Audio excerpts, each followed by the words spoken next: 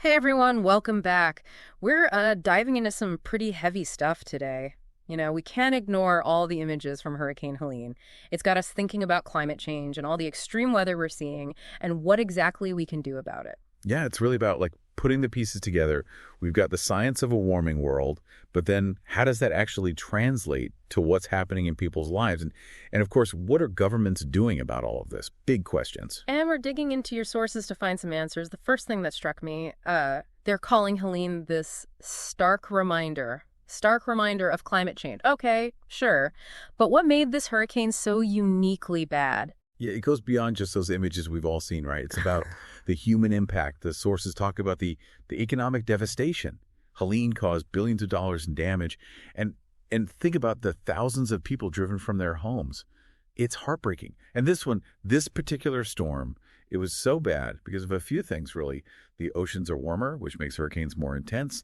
And then you've got increased rainfall, so more flooding. And of course, sea levels are rising, which just makes that storm surge so much worse. And it's not just hurricanes, is it? I mean, all the sources are talking about this whole wave of extreme weather all over the place. Absolutely. They highlight the link between climate change and, well, think about the wildfires we've seen, especially out west. Those are getting worse too.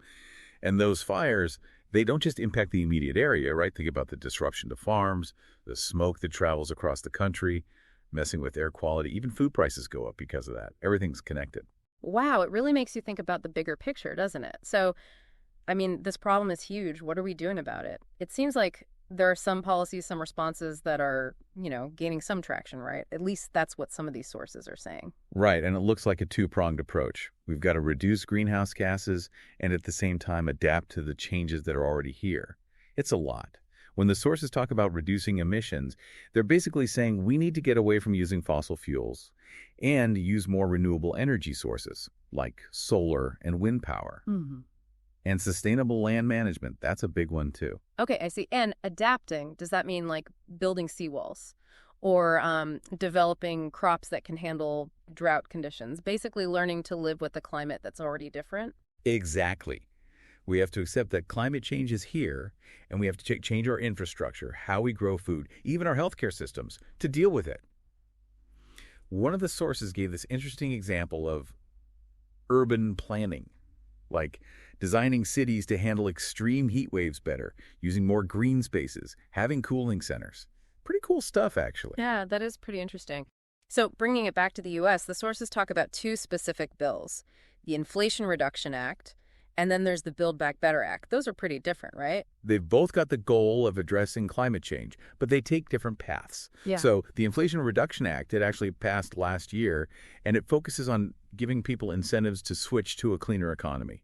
So things like tax breaks for using renewable energy, investments in green technology, that sort of thing. It's a big step for sure, but there are those who say it's not enough. Yeah, and then there's Build Back Better. That one seemed a lot more ambitious, but it never went anywhere, did it? True. Build Back Better was huge. It included the clean energy stuff, but went way beyond that. There were all these social programs in it trying to deal with how climate change affects vulnerable communities the most. It just never got enough support in Congress, sadly. Right, right. Okay, so we've talked about what's happening in the U.S., but this is obviously a global issue. The sources mention the Paris Agreement quite a bit. Can you give us the rundown on that? Sure. So the Paris Agreement, it's kind of a big deal because it got almost every single country on the planet together, all agreeing to work on keeping global warming well below 2 degrees Celsius and ideally aiming for 1.5 degrees compared to, back before the Industrial Revolution. It was this huge moment for countries actually cooperating on climate change. Okay, but the sources also mentioned some problems with it. What makes this agreement so shaky? Well, the biggest problem is that there's no real way to enforce it. The Paris Agreement basically relies on countries setting their own goals and then, well, hoping they'll actually stick to them. There's no global police force making sure they do. And there's always this temptation for countries to say, hey, we need to focus on our economy right now, even if it means sacrificing those long-term goals for the planet. That makes sense, but it's also kind of scary, isn't it? So we've got policies, agreements, but it seems like we're running out of time. It's a lot to keep track of. I know, it's a lot, but that's what makes these deep dives so important.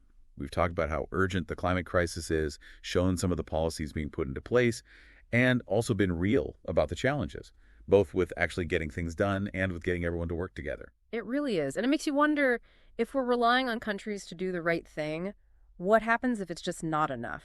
What happens then? I'm going to be thinking about that for a while. Today is your lucky day. Today is the day that our $3 website works for you, paying you directly to your PayPal daily. Imagine $3 ongoing continuous payments to your PayPal account.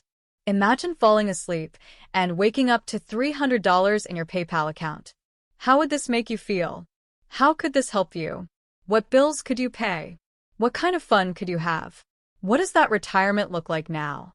All for a one-time payment of $3. This website is DFY done for you, fully built and completely hosted, and never stops collecting payments for you. You have spent $3 on coffee on a regular, but that coffee won't help you create multiple streams of income. Click the link below.